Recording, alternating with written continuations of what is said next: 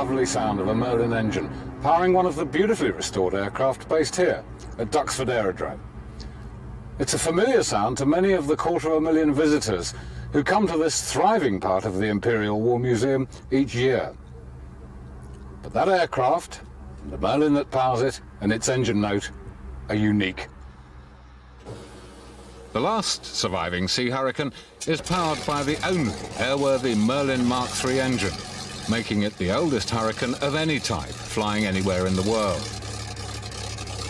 Now based at Duxford, the Sea Hurricane Z7015 made its first flight for 52 years on the 17th of September 1995. 9 years, 9 months, and 9 days after the Sea Hurricane crew started work on this magnificent restoration project, giving a new lease of life to one of the world's rarest aircraft. David Lee, Duxford's Deputy Director, is responsible for all the Imperial War Museum's aircraft and decides how they best can be used to convey the museum's message. In the early 80s, we didn't have a Hurricane at all at Duxford. Duxford's always been felt to be Spitfire orientated, and the Hurricane has always been in some ways, as far as Battle of Britain is concerned, and that was the most important period from Duxford's history. The Hurricane was far more important than Spitfire, and we wanted to have a Hurricane at Duxford. When the Shuttleworth collection were looking for somebody else to take on and work on this Sea Hurricane restoration, they approached us, and we said, yes, all right, we'll give it a go. Chris Chippington, Duxford's conservation manager, coordinates the work of the volunteers and staff restoring the museum's aircraft. We're trying to preserve as much as we can of the original aircraft that took place in this conflict, so that future generations understand what warfare was about and how it was conducted. All of our restoration and conservation work is towards a static aircraft. The Sea Hurricane is unique in that it's the only aircraft the museum has restored to flying condition. It's important, obviously, because of its role in the Second World War and primarily its role in the Battle of Britain. I think the Hurricane in the public eye certainly has always taken second place to the Spitfire. Although restored and now maintained at Duxford, the Sea Hurricane will eventually return to join the other aircraft in this unique collection of airworthy aeroplanes at Old Warden Airfield in Bedfordshire. Jonathan Peel, Shuttleworth's general manager, oversees the running of the museum and the continued preservation of the collection. The process that the Hurricane has now gone through is exactly the same process that our Spitfire Mark V went through. That was originally restored here and spent some of its time alternating between here and Old Warden for the first few years of its life. As you know, it's now long-term based at Old Warden. The slogan that we've used for many years, "Time flies at Old Warden," applies just as much to the people who work there as it does to what happens.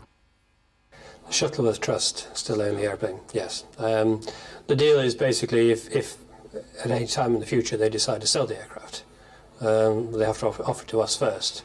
And we have a quite considerable, I must admit, far more than I'd ever envisaged, stake in the airplane now, and the amount of money we put in to bring it up to flying standard. In the latter stages, they have become much more involved in it, involved in the timber work, in the fabric work and the painting. So they have got more involved in the last year or so. But most of 99% of the work has been done here at Duxford with the present team. The Sea Hurricane restoration and its progress has, for many years, been a focal point for Duxford visitors. But now it's airworthy again. How will the Imperial War Museum operate a Shuttleworth aircraft? The Shuttleworth will operate it, and they'll provide the pilot and the operation of the aircraft. The first 2 years it'll be based at Duxford, operating from Duxford with the Shuttleworth team maintaining it and operating it. After that, the next 2 years, it'll be on a 50-50 basis, half-time here and half-time at Shuttleworth. We've left the period after that open. The agreement between the Shuttleworth Collection and the Imperial War Museum means that the Sea Hurricane's future is now secure. But this story is about its past, about the stubborn dedication of the Hurricane team and their 9 years love-hate relationship with this aeroplane. Squadrons of the RAF are going to play a decisive part in winning the war. history of the Sea Hurricane is just one chapter in the overall story of the Hawker Hurricane. To understand its evolution from a land-based fighter to carrier aircraft, we must go back to the origins of the Hawker Hurricane itself. Sir Sidney Cam's first military aircraft design was the Horsley, under the direction of W.G. Carter, chief designer at Hawker. His first design to be built in significant numbers was the metal-framed Hawker Hart. This was followed in 1930 by the Hawker Fury. Both aircraft were powered by the Rolls-Royce Kestrel engine, and several design variants and types were developed from them, including the Demon, Ordak, Osprey, Hind and Hector. This ex-Afghan Air Force Hind, meticulously restored and flown by the Shuttleworth collection, is a fine example of Cam's design progression. It clearly shows the profile that was to emerge as the Hurricane. On the 6th of November 1935, the prototype Hurricane K5083, powered by a Rolls-Royce PV-12, or Merlin as we now know it, took to the air at Brooklands for its first test flight, piloted by Hawker's chief test pilot, PWS George Bullman. Based on the success of the test flights and in anticipation of an Air Ministry order, Cam proved his confidence in the Hurricane by setting up production at Kingston for 1,000 aeroplanes. In December 1937, the first 9 Hurricanes to enter Royal Air Force service joined Treble 1 Squadron, Northolt, to replace their ageing Gloucester Gauntlets. These were the first out of an initial Air Ministry order for 600. That would increase over the next 7 years to a production total of nearly 15,000 aircraft. The history of the Hurricane is an epic story, too vast to relate in any one documentary. The Sea Hurricane, however, is a small but very important chapter in that story. The Hurricane was never intended for carrier duties. Its evolution from land to sea was out of necessity rather than foresight. But Cam's rugged design was quickly adapted for Fleet Air Arm use when needed is further credit to its versatility.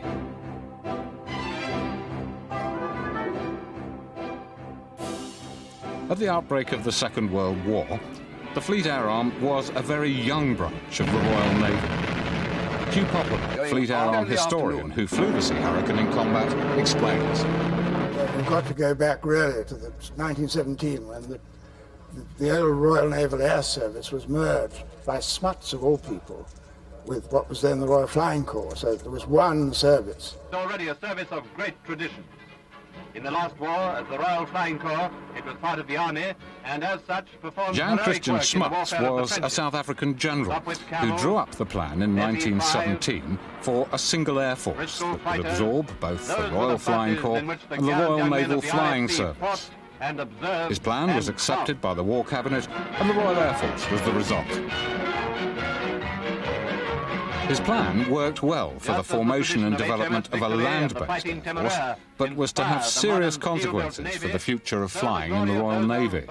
The Navy had no control over its own pilots, aircraft or anything else until later on, until the 30s really. It wasn't until 1937 that the Royal Navy regained control of the Fleet Air Arm, but the transition was far from smooth. Officers with flying experience were few, and the naval aircraft issued to the Fleet Air Arm were old and of obsolete design. It wasn't until just before the war that the Fleet Air Arm got its own service and its own aeroplanes, but of course by then it was too late because all available aircraft manufacturing was going to the RAF. The main frontline carrier aircraft were Skua, Albacore, Fulmar and Swordfish, like this beautifully restored and maintained pair operated by the Royal Navy's historic flight. Fascinating thing about the Fleet Air Arm is that it had rotten aeroplanes. When I knew it first, it was a small service, but it always had this feeling of terrific spirit. I think partly because the aeroplanes were so awful, you know. The Admiralty's attitude to aircraft was as it was to ships. They should never be built for a single purpose or flown by a single pilot without observer or navigator. Well, the idea was originally that they would spot for the guns of the battleships, and this was there, plus a certain amount of reconnaissance, and then eventually torpedo carrying. The necessity for dedicated fighter aircraft had never been envisaged by the Admiralty at the outbreak of war, and in fact their use had been ruled out after exploratory tests at the Royal Aircraft Establishment with Hurricanes. The Admiralty didn't believe you could operate a single-seater monoplane from a carrier. They were to be proved wrong in the Norwegian campaign by the Royal Air Force. In June 1940, 46 Squadrons Hurricanes had been shipped to Norway to cover the troop evacuations and had been successfully flown off the aircraft carrier HMS Glorious to operate from hurriedly prepared airfields in Norway. Following the rapid German advance, Squadron Leader Cross received orders to either destroy his Hurricanes or send them with the ground crews to the far north coast. Here the aircraft would, if possible, be dismantled and shipped home by freighter. Cross considered both plans to be a waste of valuable aeroplanes. Following consultations with the captain of Glorious, flew 46 Squadron's 10 Hurricanes out to the carrier, now steaming at maximum speed into wind. They'd weighted their Hurricanes' tails with sandbags in the rear fuselage, but in the event, they all landed on with plenty of deck to spare. All 10 of 46 Squadron's Hurricanes landed on board Glorious with only one minor incident, damage to Cross's tailwheel. Sadly, Glorious was caught en route to Britain by the German capital ship Scharnhorst and her escort Gneisenau, and sunk with the loss of all aircraft, 1,515 men. Only 43 survived, including Squadron Leader Cross and his Flight Lieutenant Jameson, both of whom went on to have long and distinguished careers in war and peace. It was tragic, really. But I think that was a very important event, because if the RAF could do it without hooks, then surely the Fleet Air Arm could do it, on a proper aircraft carrier with hooks and all the rest of it. One other significant chapter in the Sea Hurricane story was prompted by the menace of the Focke-Wulf 200 Condor, long-range reconnaissance bombers operating out of Bordeaux Mérignac, which were harassing convoys in the Atlantic, far from the reach of shore-based fighters. The first solution to this problem was for ships to be fitted with catapult rails, on which a fighter could be launched for one attack on the shadowing Condor. This left the pilot with the choice of flying to any land within range or parachuting back to the ship after combat. The Fleet Air Arm was equipped first with 4 fighter catapult ships, ex-banana boats with Royal Navy crews, and pilots of 804 Squadron, Fleet Air Arm. Late in 1940, 35 Mark I Hurricanes were converted with catapult spools for use on fighter catapult ships. CAM, or catapult-armed merchant ships, were similar to the Fleet Air Arms, but cargo-carrying ships, crewed by merchant seamen and volunteer Royal Air Force pilots from the newly formed Merchant Ship Fighter Unit at Speke, Liverpool. These were the first Sea Hurricanes, or Hurricats. But in the event, they were seldom used in anger. Out of the 200 CAM ships planned for in 1940, only 35 were ever converted, sailing on 175 convoy protection voyages. I mean, a CAM ship, it was a terrible decision to have to fire this thing off. You knew that was the only one you had, and you wouldn't get it back. But then, of course, from there we moved into the Woolworth carriers, mostly American, which were a lot better than ours, actually, because I served in one of them, the Campania, which was a British one. It was terrible. But, we gradually drew in all these American Woolworth carriers, and that was the beginning of proper convoy protection, all the rest of it. A further link with the Fleet Air Arm that's made Duxford an appropriate place to restore the Sea Hurricane is the secondment of naval pilots to Royal Air Force squadrons during the Battle of Britain. One of the Fleet Air Arm pilots, based here under Douglas Bader, was Lieutenant R.J. Cork. He gained his first experience flying Hurricanes for the Royal Air Force long before they were introduced to the Fleet Air Arm. Cork served here with distinction and went on to become the Navy's top-scoring pilot flying Sea Hurricanes, but sadly he was killed in a flying accident in 1944. By late 1940, it became apparent to all concerned that there was, contrary to naval philosophy, a great need for a high-speed, single-seat, carrier-based fighter. The Hurricane, with its rugged versatility, was the only suitable aircraft available in sufficient quantities for conversion. And in 1941, the Fleet Air Arm started converting pilots. Men with Hurricane experience, like Cork, were to smooth a hurried transition and lead the way with tactics learnt in combat during the Battle of Britain. The first true Sea Hurricane, with arrestor hook, catapult spools and naval radio fit, completed test flights following conversion of a prototype by Hawkers. The subsequent Sea Hurricane conversions were handed over to General Aircraft Limited at Hanworth, who produced their first Sea Hurricanes by mid-1941 and went on to complete nearly 700 conversions for the Royal Navy. This aircraft was one of that first batch converted. And out of the 700 Sea Hurricanes, it's the only one left in existence. Researching Z7015's own personal history has taken Owen Dinsdale, the team's historian, almost as long as the restoration itself. It was started here by another team that the Duxford Aviation Society put together. We took it over as a kit of parts. Keith and I have a saying that we start off with a colour scheme and work back from that. Records proved that this aircraft's centre section had been laid down at the Hawker Aircraft Works Kingston as a Mark I Hurricane in 1939. But this was the first twist in the tale, as no further records existed until a standard Mark I Hurricane recorded as Z7015 arrived from Canada nearly 2 years later. In an effort to secure a safe manufacturing base away from the impending war in Europe, Hawker signed an agreement with Canadian Car and Foundry, based at Fort William, or Thunder Bay as it's now called, in Ontario, Canada. Every drawing, part and jig of the Kingston assembly line was microfilmed and shipped to Canada. There is a possibility that the 1939 Kingston-built centre section was shipped out to Fort William as well, as a pattern for the 1,451 Hurricanes that were built over the next 3 years in Canada. Returning to Britain as part of the complete Hurricane Z7015 in 1941. This is one possible solution to the Hurricane's British-Canadian crossbreeding. The other is that the entire centre section was replaced during repairs following a landing accident, not as unlikely as it might seem.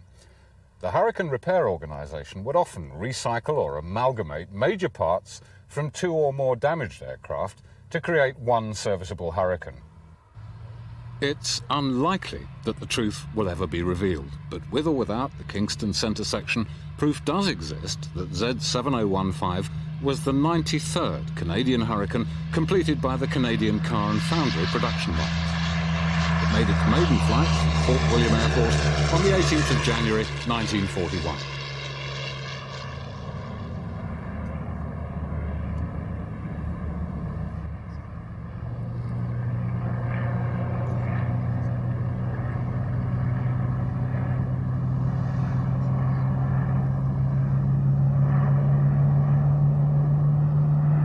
By a stroke of luck, the original test flight documents were found in 1994 and sent to David Leake by David Birch of the Rolls-Royce Heritage Trust. They showed that Z7015 first took to the air on 5 occasions, on the 18th and 19th of January 1941. That these documents should emerge 53 years later is entirely due to an oil temperature problem that Z7015 experienced and which was rectified during test flights. This Hurricane returned to Britain in 1941 and was allotted to Royal Air Force Henlow on the 18th of March, from where it went to another maintenance unit at Kemble. Its brief Royal Air Force life ended on June the 27th, when it went to General Aircraft Limited at Hanworth for conversion to Sea Hurricane 1B. It was accepted by the Fleet Air Arm at Yeovilton on the 29th of July, 1941.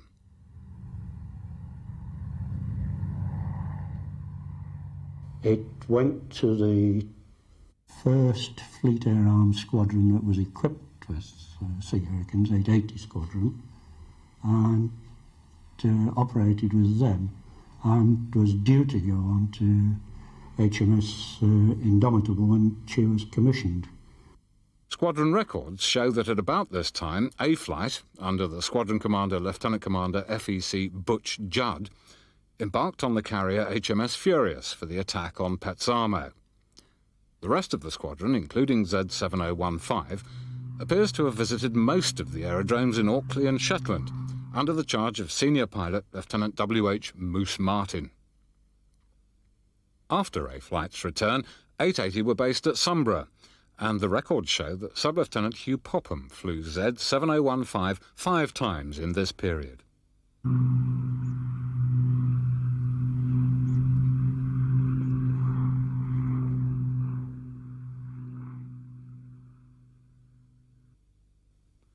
On the 13th of October 1941, 880 Squadron were embarked onto the newly completed carrier Indomitable.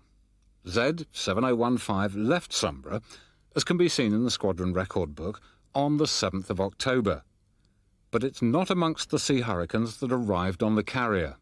This disappearance from records remains a mystery. The next definite sighting was in April 1942 at David Rosenfield Limited, a civilian repair organisation at Barton, Manchester, where the aircraft appears to have undergone major repairs, including work on the undercarriage. From December 42 to mid-43, it was on 759 Squadron, which is the advanced fighter school at Yeovilton. And towards the end of 43, it went to Loughborough College as an instructional airframe, which is the other reason it survived. On the 21st of February 1961, Loughborough College exchanged the Sea Hurricane 1B and a Spitfire 5C for a Jet Provost with the Shuttleworth collection, and Z7015 took its place here at Old Warden Aerodrome amongst these historic aircraft.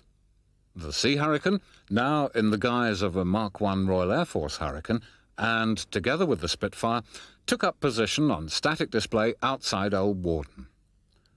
Norman Gardner, project coordinator of the Sea Hurricane restoration, encountered it here in the early 1960s. Unbeknown to him then, it was to be the start of a very long association.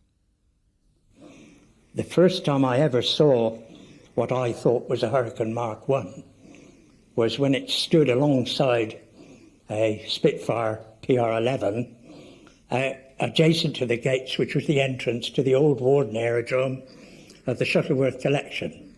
And we were mesmerised. Cool, look at this, a Hurricane and a Spitfire. Oh, they do look operational, don't they? Well, the Spitfire looks a bit better than the Hurricane. Yeah, shame they're outside. The Hurricane remained at Old Warden until 1967, when all Second World War aircraft that could be made serviceable were once again recalled for duties with the Royal Air Force at Henlow. It was here that Norman and the Sea Hurricane were to meet again. Because I used to help the Royal Air Force riggers and fitters who were working on the Battle of Britain film with us to help run the engine then and blank off the radiator, which actually we never succeeded in getting it airworthy. And incidentally, I might say at this point, what a good job. Because we didn't know at that time that the Hurricane tailplane spar was as corroded as it was. So, there's some weird and wonderful things happen. The radiator failure prevented certain disaster. Had Z7015 flown for the cameras in 1968, the tail spar would have disintegrated. Following the Battle of Britain film, the Sea Hurricane returned to Old Warden and remained there on static display until 1975, when its path and Normans were to cross again at the Doughty Airfield, Staverton in Gloucestershire. The late 1970s, when I worked for my sins, I was working for the Doughty Flying Unit as its service manager under the direction of Squadron Leader Neville Duke, of Hawker Hunter fame in particular. And I think it was largely due to Air Commodore Wheeler's association with Sir George Doughty that Doughties were asked if they could possibly help in the restoration of the Sea Hurricane. Air Commodore Alan Wheeler, Shuttleworth's aviation trustee at the time, had earlier engaged Doughties to refabric the collection's Gloucester Gladiator and had been impressed with the results. Unfortunately, although there was no obstacles put in our way, by the time we got to the tailplane of the Sea Hurricane at that time, we found it totally corroded. There was absolutely no hope. After all sorts of inquiries throughout the UK and the world of replacing the tailplane spar, and that particular project fell through. And that was a great disappointment to me, and the aeroplane was taken in bits back to Old Warden. And there it remained until 1981, apart from the wings, which were restored by British Airways at Heathrow in 1980, in readiness should a restoration of the airframe be successful. The Shuttleworth collection were looking for somebody else to take on and work on the Sea Hurricane restoration. They approached us and we said, yes, all right, we'll give it a go. So the aircraft came across here in pieces, basically, in 1982, I think it was. The Hurricane had arrived at the Imperial War Museum and went into what is now Hangar 5, and some volunteers, quite keen chappies, from DAS started working on the airframe. That team never really worked, or never really got together to really achieve very much, mainly because we didn't put very much resource into it. We hadn't got much to put into it. Really, I suppose I deliberately said, until we can get a proper team and a proper funding arrangements, then it's never going to happen. A new agreement with Shuttleworth was reached in 1986, and Norman Gardner was appointed as project coordinator. I said to David Lee, who was deputy director here at Duxford, what's happened to the Spitfire crew? This particular crew was responsible for this beautifully restored Spitfire Mark 5C belonging to the Shuttleworth collection, and had worked on several other restoration projects that included the Shuttleworth Anson and Spitfire PR-11. But they were reluctant to get involved in another Shuttleworth aircraft. I suppose David Lee takes quite a lump of recognition for his efforts to get this Spitfire crew working, so that they eventually, I hope, will become known as the Sea Hurricane crew.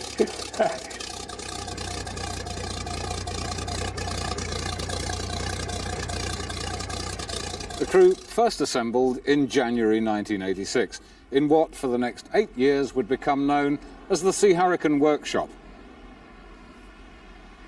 Keith Taylor, crew chief, Merlin engine specialist, thought their involvement with the Sea Hurricane would only be brief. We was going to do the engine only for a start. That was when we found out we'd got the wrong one. Yeah. And we got this one in, and somehow we ended up with all of it. I don't know quite how that happens, to be honest, but well, when we first saw it, it wasn't a Hurricane. It was just lots of T-chests and lots of spare bits. Steve McManus, deputy crew chief, had tried to get his hands on the Sea Hurricane in the past. The Hurricane was sitting over at Old Warden looking rather forlorn, and we went over and asked whether we could do that. And they said, no, that's already going down to Staverton to a team down there. So when we got involved with it, it was like a giant airfix kit without any instructions. Well, initially, of course, the first thing one does, and the crew didn't need any supervision on this, was to do an inventory on what bits there were left, because it wasn't by any means complete by this stage, having travelled all over the country. Before restoration could start, the previous attempts at rebuilding the centre section and fuselage had to be dismantled for inspection. The rear end of it, where it had been sitting down in the grass, was quite heavily corroded. A lot of the steel tubes were quite heavily corroded, and some effort had been made to let them go with certain repairs around them. For instance, they put clamped plates around some of the tubes to try and reinforce them, but when we looked at them we thought, well, that's only building in trouble for the future, so the best answer is to take it totally to pieces, which is what we did. And the lads started working on decorroding all the tubes, and some of them were so pitted, so corroded, pitted, that if you'd have removed it, you'd have gone right through the wall of the tube. So it was decreed that we should replace them. Now, you can't do this without reference to a licensed engineer, and this was where Mr. Norman Chapman was involved and retained by the Imperial War Museum as the licensed engineer on the project. Norman had also acted as licensed engineer on the crew's previous Spitfire project. That's all the panels now. They knew that his contribution to the project was not just his CAA recognition. He also brought with him years of first-hand knowledge of veteran aircraft, stretching back to his first involvement with Hurricanes in 1940. And all I'm virtually doing is to see that the lads are putting the right bolts in the right holes at the right time, you know. And that's what it's basically is tied down to, is certification of all the bits that go into the aeroplane. Because when I took it over, there was just no paperwork, nothing. So I said, right, we start from scratch. We literally stripped it to the extent that it was just a heap of tubes sitting around in here, and inspected every tube, cleaned it inside and out, and then made the decision whether the tube was a goer or not.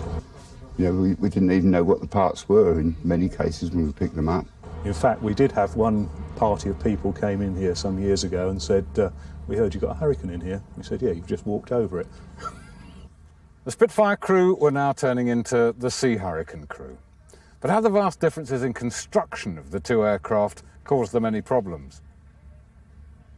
The Spitfire's construction was, I'm going to get shot down, I know, but it was simpler for a modern trained engineer to work, to put together.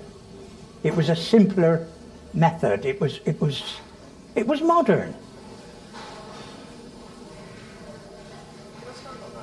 Absolutely different from the Spitfire. Spitfire is all stress skin structure, all metal structure. This one is a generation before, a steel tube forming the structural members of the aeroplane, then wood formers to give it shape, stringers that you can then locate the fabric on, and then a fabric covering.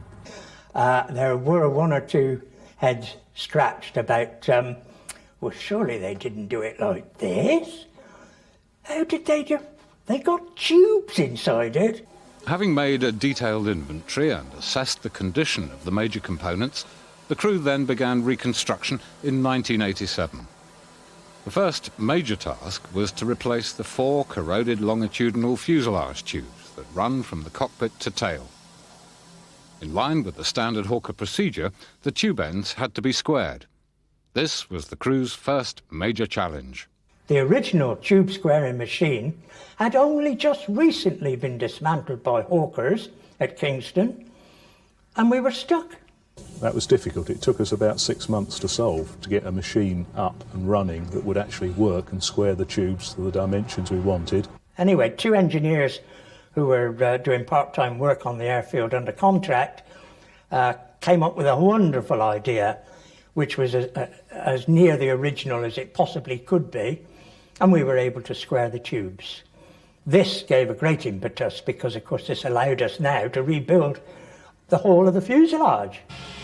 During 1987, the undercarriage legs, doghouse assembly and radiator were sent away for refurbishment as parts requiring specialist attention, and the crew concentrated on the Hurricane's centre section and fuselage. Replace, refurbish everything you could on the fuselage primary structure, the tubular structure which the layman never sees because it's covered over. We started to reassemble with new tubes as necessary. First of all with the centre section, and then the fuselage structure around the pilot's area and engine subframe. A lot of work involved, a great deal of work, because the structure is wire braced. It has crisscrosses where you true up the structure you've now built, And that's quite involved. We gradually sort of built from the centre section backwards until we arrived at the back end. A problem the crew knew they would have to face eventually was the irreparable corrosion in the tail spar that had halted the first restoration attempt at Staverton in the late 1970s. Luckily, there were other hurricanes in the same problem, and Cranfield College had done a mod where they replaced the rolled steel spar with a circular spar and put plate webs on the side. And really, because we didn't tackle it immediately, but we left it sort of hanging up on the ceiling for a while, by the time we got round to looking at it, Cranfield already had a solution. It was just a case of shipping it over there and getting it done. During 1988, the primary structure was rebuilt, complete with the centre section containing the fuel tanks and the radiator, rebuilt by Cambridge Radiator. The next major problem was woodwork. Originally it was going to be rebuilt for us by a firm called Morris Bayliss, but unfortunately we only got as far as the doghouse with them, and because of timescales we had to bring the woodwork back here and do it ourselves. With the assistance of the museum, we were able to engage a skilled and licensed aircraft woodworker, and he came, and by Jove, he made a big difference. And we set up all the jigs on big pieces of plywood to make all the various shapes and formers. Luckily the originals, though virtually falling to pieces, were good enough to be able to take patterns off, and we just left them rather long if they were a bit broken at the ends, and sorted it out when we fitted it to the aircraft. Many months were spent laying out the wood frames and offering them up to the fuselage until they fitted correctly. And by the time the doghouse assembly returned in 1989, the Sea Hurricane was beginning to look like an aeroplane once again. In 1990, Keith Taylor's major challenge on this restoration started. His task was to make the original Merlin III engine serviceable. That's a piston, and it's got about a 6-inch stroke. There's 12 of these in there. They're in a V formation, 2 rows of 6. 6 there, and 6 over this side.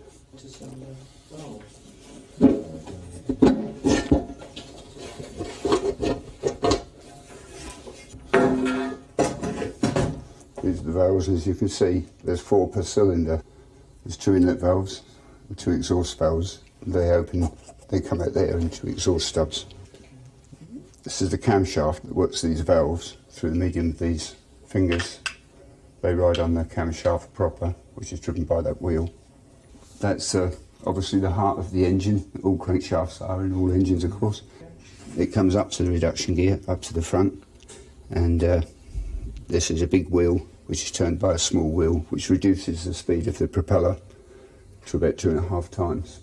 But I think you know to a certain extent when you're putting it together, you see what you've got, so to speak, and we know the engine is good, everything is correct, and in fact the chap that actually helped design it has been down and looked at it. We had to call on the services of Alec Harvey-Bailey, who was sort of Mr. Merlin at Rolls-Royce during the war, to come and give us his opinion on the condition of the engine.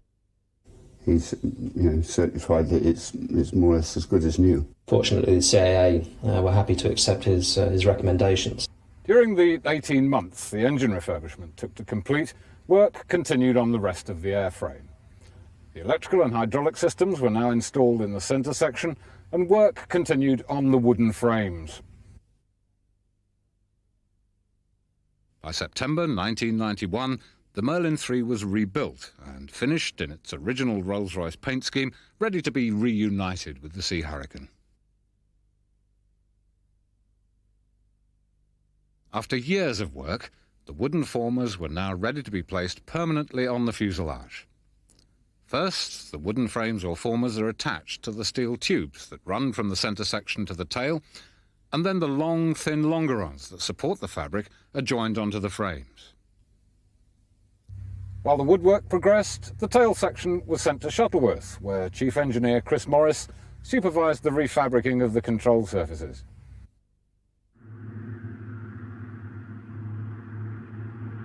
Back at Duxford, the team set about one of the more unusual aspects of this restoration, the arrestor hook. Whilst in service, Sea Hurricanes had a simple method of hook deployment. release the hook, and it dropped ready to catch the wires on the carrier deck. It would be clipped back into place by riggers on the deck. For safety reasons, Z7015's hook had to be capable of being deployed and retrieved from the cockpit during a display flight. Several ideas were thought up and tried until they hit on the idea of a pneumatic valve, operated by the pilot, that pushed the hook out against a spring. Releasing the pressure brings it back into its retracted position.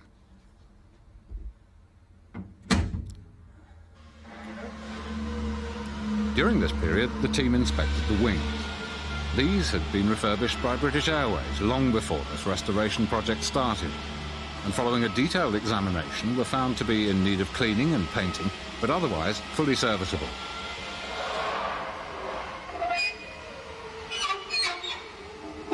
It wasn't until early 1993 that Chris Morris and Andy Preslant could come over from Shuttleworth to start replacing the outer fabric. This process, known as bagging, requires the Irish linen to be draped over the fuselage, stretched over the formers and longerons, and then be stitched in place. Once the fabric is in place, 6 coats of red dope are applied, each coat drying and shrinking the fabric to the wood to give a smooth, taut, aerodynamic finish to the fuselage. The process is finished with a final coating of silver dope, ready for spraying with the camouflage scheme. The team had known all along that this project couldn't be finished in the workshop, and as work progressed, the Sea Hurricane got bigger and the workshop smaller. Before the wings could be fitted or the undercarriage extended, Z7015 would have to move into the restoration hangar. On the 13th of March 1994, the Sea Hurricane left the workshop, where it had arrived 8 years before as a collection of corroding metal and unusable wood, and took up a new position in Duxford's restoration hangar. For the first time since restoration started, Z7015 was taken off its temporary legs and was able to stand on its refurbished undercarriage. Over the next few weeks, a mass of jobs were carried out on the airframe, the legs were resealed, and the wings that had been taken off so many years ago were replaced. The painstaking job of reaming out for the wing root bolts was to take until the end of June 1994.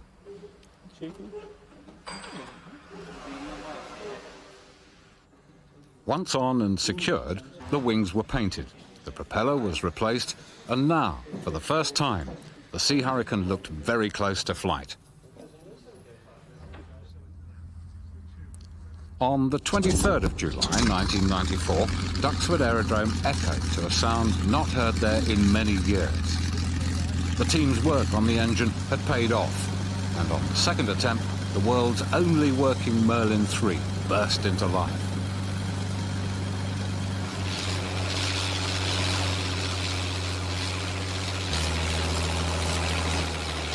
The work was not over yet, though. Several more engine runs were needed, and a growing list of minor jobs and adjustments were necessary before the Sea Hurricane would be ready for flight. During the autumn of 1994, a party of very distinguished visitors came to Duxford. In 1941, they'd all served with 880 Squadron of the Fleet Air Arm, and as such, they had a special reason to see the last remaining Sea Hurricane. Paddy Brownlee, Jack Gibson-Smith and Hugh Popham all flew Sea Hurricanes during World War II, and Hugh even flew Z7015. Today, the Sea Hurricane has been restored exactly as the aeroplanes they flew on the Malta-bound convoy Operation Pedestal, as a tribute to them and to the many men who lost their lives in that desperate struggle. No, I couldn't believe it seeing it again. One had actually flown this thing. What strikes us most is the size of it. It's quite extraordinary. We have no recollection of it being anywhere near as big as this. No, extraordinary. And the problems of even getting into it. That's partly old age, Jack. Well, it must be old age. I get progressively worse the older you get. But having trained just before going on the Hurricanes on battles, So was I, yes. I think we were absolutely thrilled to fly the Hurricane. That's my memory. Yes, really. how right you are, yes. And the thing about this one, it had a decent strong undercarriage, which the Seafire did not have. I think it was much more robust, really. Really much robust, much stronger airplane altogether. Yeah. I think probably the most dramatic episode in all our lives, in each of our 3 lives, was actually the climax of Pedestal. Operation Pedestal was the last big convoy sent in August 1942 to resupply Malta. The tiny but vital island had endured months of unrelenting air attacks by shore bases of fighting units from Italy, Sicily and Sardinia. The convoy of 14 merchant ships included the tanker Ohio, carrying vital food supplies for Malta's own Spitfire, Hurricane and Swordfish squadrons. Merchantmen were protected by the battleships Rodney and Nelson, aircraft carriers Victorious, Eagle, and Indomitable, carrying Paddy, Hugh and Jack in 880 Squadron. At 2000 hours on the 11th of August, Indomitable Sea Hurricanes were scrambled for the second time that day to intercept incoming hostile aircraft. We were caught up in the sort of dusk attack on the fleet, and we'd been up flying for an hour plus. And we'd been involved with some J-88s. That's right. And our fuel was very low, to say the least. And the fleet were firing at us anyway. Every time we got near the fleet, they fired at us. and the tracer were coming up like this, going over us. All my tanks were eating And no question the about last it. memory I have was this man saying, "I'm out of fuel." I can see the shadow of a carrier below me. I'm going to make a pass at it. And it was Victorious, who at that particular moment was steaming down low. So the captain again, on the board, tried to turn into wind. Started to turn into wind. The result was that Hugh made the pass at the carrier. And of course, as it was turning hard to starboard, he overshot the flight deck and came in from the starboard beam. By the grace of God, there were 2 Hurricanes parked and outguided. They were very effective landing gear, actually. Landed in the middle and immediately caught fire. Yeah. And is alleged to have then gone up to the commander flying, saluted smartly and said, "Please, sir, I've just landed on." Paddy and Jack found their ship despite the almost impossible conditions, and Hugh remained stranded on Victorious for the remainder of the operation. That was a terrible night. Because I hadn't got an aeroplane, so the next day I was out of it, really. And Jack and I managed to get back to Indalm, and one way or another. And here we are, the 3 old contemptible. Partly on the Hurricane side. Even though the Navy lost the carrier Eagle and 2 cruisers, and only 5 merchant ships out of 14, including the tanker, made it through to Malta, Operation Pedestal was deemed to be a success and kept the tiny island of Malta supplied so as to fight on against almost impossible odds.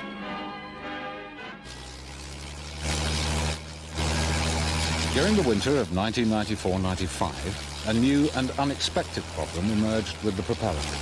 One blade was found to be loose in its adapter.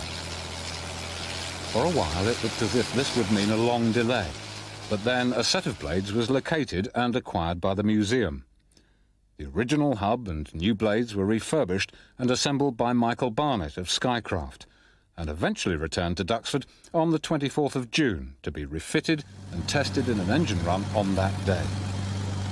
On the 23rd of July, Shuttleworth test pilot John Lewis arrived at Duxford for Z7015's first taxi test. And for the first time in many years, Z7015 was mobile under its own power. All that remained now was for the CAA to inspect the Sea Hurricane and, if satisfied, issue a permit to test before it could fly. Over the years, Norman Chapman and the team had certified every part, component and assembly of the restoration. These all had to be checked and approved. This meticulous attention to detail paid off on the 5th of September when the CAA's inspector spent a day with the team going over the Sea Hurricane and its accompanying mountain of paperwork.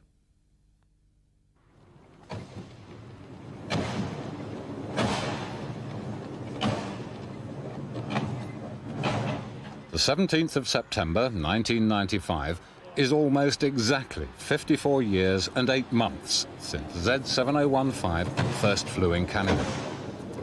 Almost 45 years after that, the Sea Hurricane team started work on this aeroplane.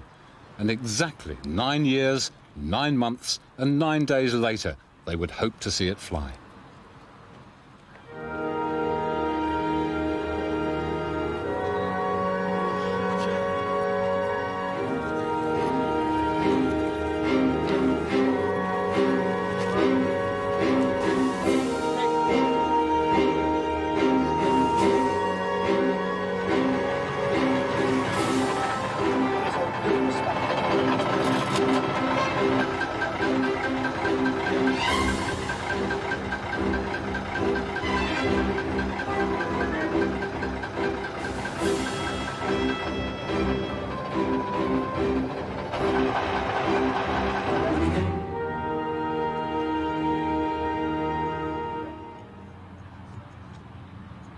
Mid-morning, Rolls-Royce test pilot Andy Sefton arrived from Old Warden. We'll do a ground run, just to try out the handling of the engine, provided everybody is happy, including myself, and I'll taxi out. If I'm happy with the taxiing, then I'll get airborne, which will be out in that direction. I'll try and turn her before we hit the concrete, but if it doesn't turn very well, I don't want to go through that bad patch over there, so I'll take her onto the tarmac and taxi on the tarmac. Probably lift off about 12. Yeah, we're off.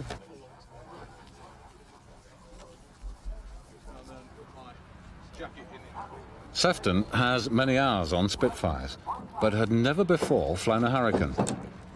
Similar types of flown are the Spitfire P-51 and the Bearcat. In terms of power, it's not as powerful as the others, but exhibits the same handling characteristics. The idea of a test program is to prove an aeroplane, to make sure it's safe to operate. On the first flight, all you're trying to do is make sure the thing works basically.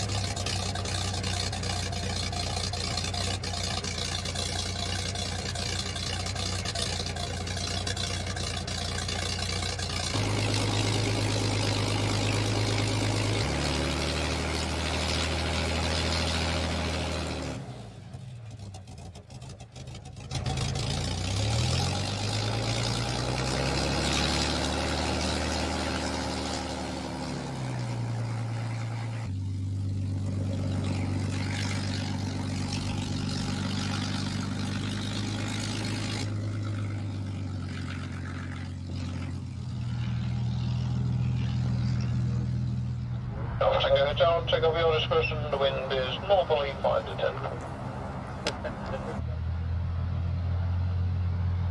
Ready, Roger. Your flight is approved, surface wind northerly at 10.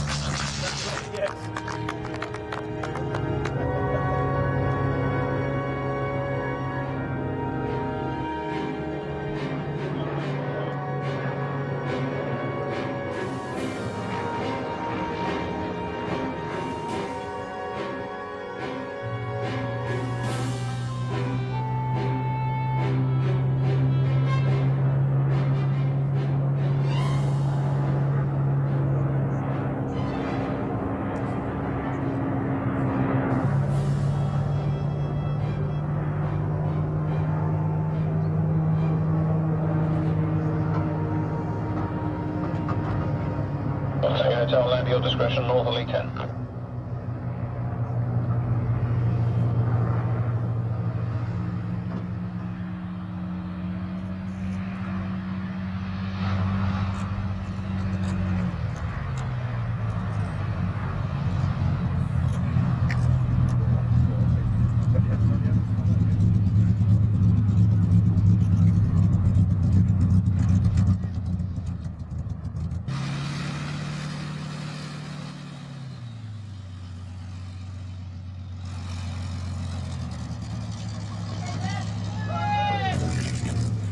the after-flight smile now.